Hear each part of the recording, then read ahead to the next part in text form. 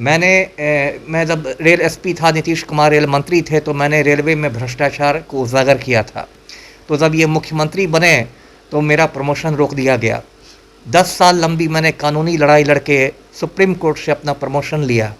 उसके बाद फिर मुझे गैर कानूनी तरीके से समय से पहले रिटायर करा दिया गया। या यूपी में मिस्टर अमिताभ ठाकुर हैं, आईपीएस हैं 92 बैच के। या गुजरात में मिस्टर संजीव भट्ट का आपने नाम सुना होगा, आईपीएस थे 88 बैच के। उन्होंने गुजरात दंगों में नरेंद्र मोदी का जो रोल था उसको उजागर किया था। तो मोदी ने प्राइम मिनिस्टर बनने के बाद संजीव भट्ट को पहले बर्खास्त करवा दिया सेवा से, और फिर एक झूठे मुकदमे में फंसाकर उन्हें जेल में डाल दिया गया। तो दोनों उदाहरण हैं। या यदि आप किरण बेदी जैसे चापलूस बन जाते हैं, तड़ी पार के चरण में आ जाते हैं, तो आप पौंडीचेरी की लेफ्टिनेंट गवर्नर बना दी जाती हैं।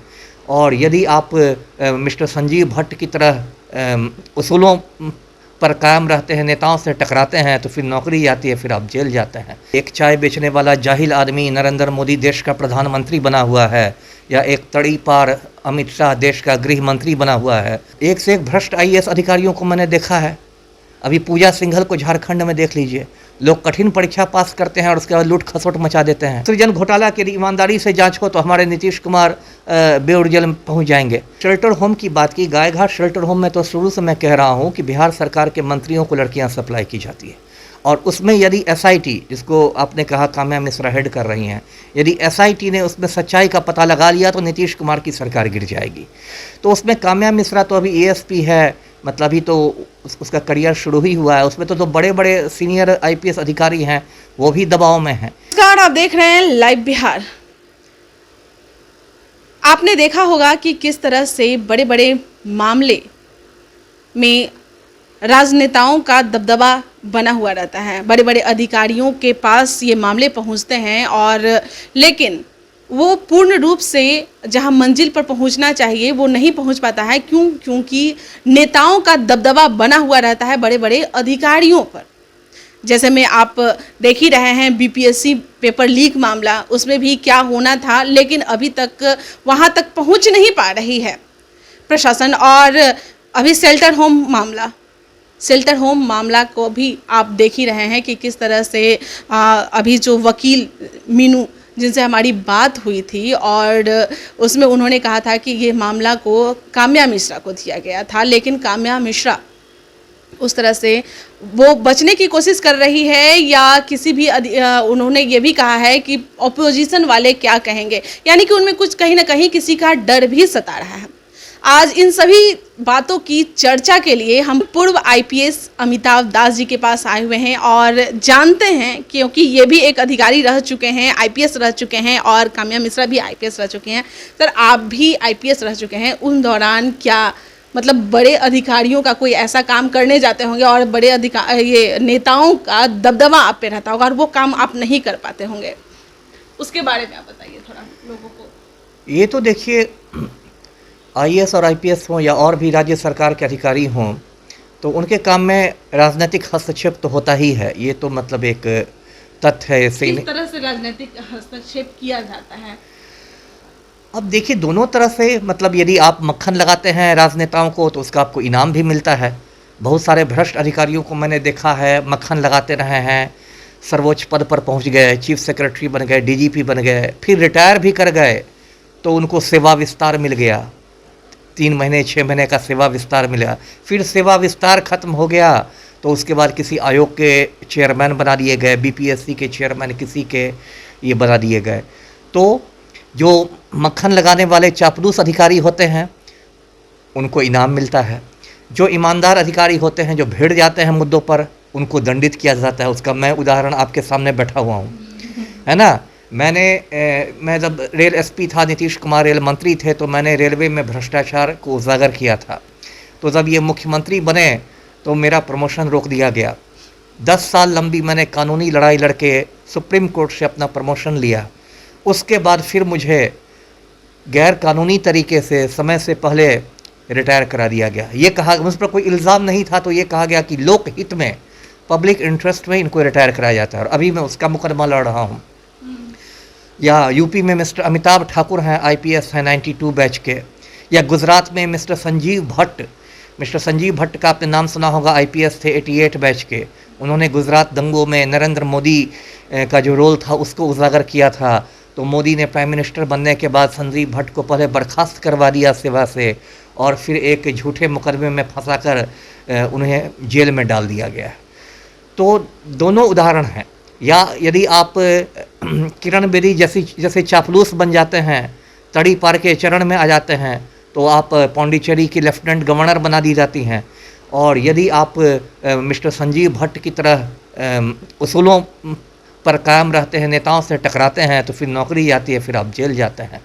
तो यही दो हथियार होते हैं नेताओं के, एक तो दंड और एक पुरस्कार, और इसी का उपयोग करके वो अधिकारियों को अपने नियंत्रण में रखते हैं। जी, कैसा लगता होगा, आप लोग इतने पढ़ लिख कर उस पोस्ट पर जाते हैं, इतने मेहनत करते हैं, कंपटीशन देते हैं, मेहनत करके फिर उस पोस्ट पर जाते हैं, और उसके बाद इस तरह से नेताओं के द्वारा शोषित, आप लोगों को एक तरह से शोषण ही किया जा रहा है, तो उस समय कैसा लगता होगा आप लोगों को? अब अच्छा तो किसी को नहीं लगता। मान लीजिए मैंने इतनी पढ़ाई लिखाई की और मैं आईपीएस ऑफिसर बना, और मान लीजिए एक चाय बेचने वाला जाहिल आदमी नरेंद्र मोदी देश का प्रधानमंत्री बना हुआ है, या एक तड़ी पार अमित शाह देश का गृह मंत्री बना हुआ है, तो इसमें तो किसी को अच्छा नहीं लगेगा। तो इसमें एक तो है कि जब आप जनतांत्रिक व्यवस्था ही ऐसी है कि जो राजनीतिक शक्ति है वो नेताओं को दी गई है, वो चुनाव लड़के आते हैं और चुनाव से वो ऊंचे ऊंचे पदों पर काबिज होते हैं। लेकिन इसमें आप जनता का भी दोष है। हाँ, जनता ही ना उनको चुनकर भेजती है। मान लीजिए एक चाय बेचने वाला जाहिल आदमी नरेंद्र मोदी देश का प्रधानमंत्री बन गया, तो ये आसमान से तो नहीं टपका है, उसको जनता ने ही सांप्रदायिक आधार पर वोट देकर जिताया है। या एक तड़ी पार अमित शाह यदि गृह मंत्री बना हुआ है, तो वो ऊपर से तो नहीं टपका है, जनता ने उसको भेजा है। तो मैं ये कह रहा था कि जो मतदाता हैं इस देश के, वो जातीय आधार पर वोटिंग करते हैं, सांप्रदायिक आधार पर वोटिंग करते हैं, और माफिया को चुनाव जिताते हैं। अगर मैं बिहार के संदर्भ में बोलूं तो आप देखेंगे कि बड़े बड़े खूंखार अपराधी होते हैं, लेकिन उनकी जाति के लोग उनको हीरो बना के रखते हैं। तो इसलिए ये देश की हालत हो गई है। जी, यानी कि जाति को लेकर लोग भी शोषित हो रहे हैं। नहीं, अपने पैर पर कुल्हाड़ी मार रहे हैं। अब मान लीजिए बिहार की जनता में मैंने देखा है कि अपनी जाति के खूंखार क्रिमिनल को हीरो बनाते हैं। वो यदि क्रिमिनल चुनाव लड़ेगा तो लोग लाइन लगा के धूप में हज़ारों लोग उसको वोट दे देंगे, जात के नाम पर वोट दे देंगे। फिर जब वो अपराध करता है और फिर लूटता है, मिनिस्टर बन के, एमएलए बन के, एमपी बन के, तब लोग बैठ के नेहरू जी को क्रिटिसाइज़ करते हैं। नेहरू जी को क्रिटिसाइज़ करना तो एक फैशन हो गया है ना। चाहे कश्मीर की समस्या हो या कल्लू राम का कब्जियत हो, नेहरू जी की निंदा कर दीजिए। तो लोग बबूल का पेड़ लगाते हैं और फिर चाहते हैं कि उसमें मीठे मीठे आम फलें। पहले आप माफिया को चुनाव जिताते हैं और तब चाहते हैं कि देश की व्यवस्था ठीक रहे। तो इस देश की जनता की गलती है। यदि हम लोग का जनतंत्र इतना दूषित हो गया है तो वो जनता की वजह से, मतदाताओं की वजह से। जी, जनता को भी लगता है कि हमारे पास कोई ऑप्शन नहीं है। जब हम लोग बात करते हैं जनता से, तो उनसे भी जब इस बारे में बात किए तो उन लोगों का कहना है कि कोई ऑप्शन है ही नहीं, या तो उसको वोट दो या तो उसको वोट दो, सब तो वैसे ही है, कोई ऑप्शन नहीं है तो हम लोग इसी को वोट दे देते हैं, मतलब जात को ही देते हैं। पहली बार मैं याद दिलाऊं कि ऑप्शन तो है। अब तो ईवीएम पर नोटा का बटन भी है। दर्शकों को मालूम होगा ईवीएम पर एक बटन रहता है नोटा, मतलब नन ऑफ द अबव। मान लीजिए 10 उम्मीदवार खड़े हुए और 10 गुंडे मवाली हैं, तो एक ऑप्शन ईवीएम में नोटा का बटन रहता है। और वो नोटा का बटन यूं ही नहीं लगाया है, वो ऑनरेबल सुप्रीम कोर्ट के आदेश पर लगाया गया है। तो सुप्रीम कोर्ट ने भी मान लिया कि हाँ, आपको यदि चुनने का अधिकार है तो आपको रिजेक्ट करने का भी अधिकार है। तो मान लीजिए कहीं से चुनाव हुआ और उसमें 10 लोग खड़े हैं, उम्मीदवार 10 गुंडे मवाली हैं, और आपको लगा कि ये 10 नालायक लोग हैं, तो आप नोटा का बटन दबाइए। तो ऑप्शन कैसे नहीं है? ऑप्शन तो है ही। लेकिन यहाँ की जनता में भी मतलब ये जातीय भावना कूट कूट कर भर गई है, सांप्रदायिक भावना कूट कूट कर भर गई है। लोग नफ़रत की राजनीति में आ जाते हैं, और कभी कोई हिंदू के मुसलमान के नाम पर वोट देने लगता है, कोई भूमिहार राजपूत के नाम पर वोट देने लगता है। तो इस वजह से इंडिया का मतलब ये ऐसे जनतंत्र की ये हालत हो गई है। जी, क्या लग रहा है सर कि जिस तरह से एग्ज़ामों में रहता है कि सबको ये इतना पढ़े लिखे होना चाहिए, तो क्या इन लोगों के लिए भी कुछ ऐसा होना चाहिए? देखिए बहुत ज़्यादा तो पढ़ाई लिखाई से संबंध नहीं है। और ऐसा भी होता है कि बहुत बार पढ़े लिखे लोग भी भ्रष्टाचार करते हैं, है ना। एक से एक भ्रष्ट IAS अधिकारियों को मैंने देखा है। अभी पूजा सिंघल को झारखंड में देख लीजिए, लोग कठिन परीक्षा पास करते हैं और उसके बाद लूट खसोट मचा देते हैं। लेकिन पूजा सिंघल की आप बात कर रहे हैं तो उनके पीछे भी तो कोई लोग होंगे। आखिर IPS या IAS अगर गलती कर रहा है तो क्या किसी को यह जानकारी ही नहीं होगी? नहीं, जानकारी तो होगी। ये तो देखिए गठजोड़ रहता है, ये तो भ्रष्ट राजनेताओं का गठजोड़ है, उसमें भ्रष्ट राजनेता शामिल हैं, भ्रष्ट अधिकारी शामिल हैं, ये तो पूरा गिरोह बंदी रहता है। नेता तो बच गए। नहीं, नेता भी जेल जाते हैं, ऐसा नहीं है। नेता भी जेल, लालू जी चारा घोटाला में कितने समय जेल में रहे, बहुत सारे जयललिता की सहेली शशिकला जेल में रही, बड़े बड़े नेता लोग भी। आज सृजन घोटाला की ईमानदारी से जांच हो तो हमारे नीतीश कुमार बेऊर जेल में पहुंच जाएंगे, तो ऐसा नहीं है। लेकिन देश की जो जांच एजेंसियां हैं वो जांच एजेंसियां भी अब निष्पक्ष होकर काम नहीं करती, वो भी राजनीतिक आधार पर काम करने लगी है। मान लीजिए CBI है तो सिर्फ विपक्षी पार्टियों पर रेड डालेगी, भाजपाइयों को छोड़ देगी। तो ये जो हो गया है राजनीतिकरण जो हो गया एजेंसियों का, इस वजह से सही जांच नहीं होती है। सर अब मैं उस पॉइंट पे आ रही हूँ कि अब ये बताइए कि ये जो शेल्टर होम मामला है उसमें कहीं ना कहीं मीनू कुमारी जो वकील हैं उसके जो वो उनका कहना है कि कहीं ना कहीं काम्या मिश्रा को उनके हाथ में यह दिया गया है, सौंपा गया है, वो एक महिला है तो ऐसा सोचा गया था कि महिला होकर महिला के लिए कुछ करेंगी, लेकिन यहाँ पर वो कहीं ना कहीं वो डर रही है, किसी से उनके पास डर उनका बना हुआ है, अपोजिशन वाले हो या नेता हो, किसी का उनके पास डर है। नहीं, देखिए आपने शेल्टर होम की बात की, गायघाट शेल्टर होम में तो शुरू से मैं कह रहा हूँ कि बिहार सरकार के मंत्रियों को लड़कियाँ सप्लाई की जाती है, और उसमें यदि SIT, जिसको आपने कहा काम्या मिश्रा हेड कर रही हैं, यदि SIT ने उसमें सच्चाई का पता लगा लिया तो नीतीश कुमार की सरकार गिर जाएगी। तो उसमें काम्या मिश्रा तो अभी ASP है, मतलब अभी तो उसका करियर शुरू ही हुआ है। उसमें तो बड़े बड़े सीनियर IPS अधिकारी हैं, वो भी दबाव में हैं, क्योंकि यदि शेल्टर होम मामले में सच्चाई सामने आएगी तो नीतीश कुमार की सरकार गिर जाएगी। तो इसलिए दबाव में काम हो रहा है, इससे दीपापोती हो रही है। अब आप SIT को देखिए, अब तक इन लोगों ने मेरा बयान दर्ज नहीं किया है। SIT बने भी 2-3 महीने हो गए, कायदे से उनको मेरा बयान भी दर्ज करना चाहिए था। मैंने जो बातें कही हैं वो भी केस डायरी में आनी चाहिए थी, लेकिन मेरा बयान नहीं दर्ज किया जा रहा है। ये भी राजनीतिक दबाव का ही नतीजा है। नीतीश कुमार ने SIT को आदेश दे दिया है कि मेरा बयान नहीं दर्ज करना है। सर अब मेरा लास्ट सवाल है आपसे कि आखिर किस तरह से ये राजनेताएं जो हैं, नेता जो हैं, वो किस तरह से दबाव डालते हैं, मतलब क्या बोलते हैं, धमकी देते हैं या कोई ऑफर देते हैं? एक एग्जांपल आप बता सकते हैं कि किस तरह से वो एक्यूरेट वो दबाव देते होंगे? मैंने शुरू में ही कहा ना कि इनके 2 हथियार हैं, दंड और पुरस्कार। यदि आप उनकी बात नहीं मानते हैं तो आपका तबादला कर दिया जाएगा, ट्रांसफ़र कर दिया जाएगा। किसी झूठे मामले में फंसाकर, सच्चे झूठ, यदि आप ईमानदार व्यक्ति हैं तो किसी झूठे मामले में फंसाकर आप पर कोई इंक्वायरी बैठाई दी जाएगी।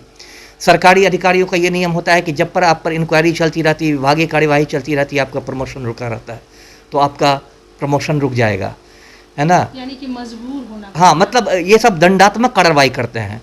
या किसी झूठे मामले में फंसाकर आपको निलंबित करा दिया जाएगा, सस्पेंड करा दिया जाएगा। या मिस्टर संजीव भट्ट का उदाहरण दिया कि उनको तो बर्खास्त करके जेल में भेज दिया गया। उस हद तक सरकार जा सकती है। और उसी का उल्टा है पुरस्कार, कि जो भ्रष्ट अधिकारी हैं, जो सरकार को मक्खन लगाते हैं, वो उनका प्रमोशन भी रेगुलरली होता है, ऊंचे पद पर भी पहुंचते हैं, रिटायर भी कर जाते हैं, फिर सेवा विस्तार भी मिलता है, फिर आयोग के चेयरमैन भी बनते हैं, फिर लोकसभा राज्यसभा सब घुमाते हैं। तो यही 2 हथियारों से ये लोग कंट्रोल करते हैं ब्यूरोक्रेसी को। बहुत बहुत धन्यवाद आपका सर। तो आप सुन रहे थे, अमिताभ दास जी हमारे साथ थे। आपने सुना कि किस तरह से ये बड़े अधिकारी जो हैं, जो कस्में वादे करते हैं, इतने मेहनत से पढ़ लिख कर इतने पोस्ट पे जाते हैं, ऊपर ऊंचे पोस्ट पे जाते हैं, कहीं ना कहीं ये काम अच्छा करने की कोशिश भी करते हैं, लेकिन ऊपर से जो दबाव इन पर बना हुआ रहता है, ये जो राजनेताओं का जो दबाव, मैं ये नहीं कहूँगी कि हर नेता गलत है, लेकिन जो गलत हैं उनका जो दबाव बना हुआ रहता है, उनकी वजह से ये अच्छे ढंग से काम नहीं कर पाते हैं। और नतीजा यही होता है, लीपापोती। जिस तरह से अभी BPSC पेपर लीक मामला हो या शेल्टर होम मामला हो, आप देख ही रहे हैं। अब देखना यह होगा कि क्या अब शेल्टर होम मामला हो या BPSC मामला हो, क्या उसमें भी अधिकारियों पर इसी तरह से दबाव बना हुआ रहेगा, या कोई भी अधिकारी आगे बढ़ चढ़कर इसमें काम करेंगे और फिर रिजल्ट आप लोगों के सामने देंगे। चलिए, तब तक के लिए बने रहें लाइव बिहार के साथ। धन्यवाद। लाइव बिहार YouTube पर सब्सक्राइब और Facebook पर लाइक जरूर करें।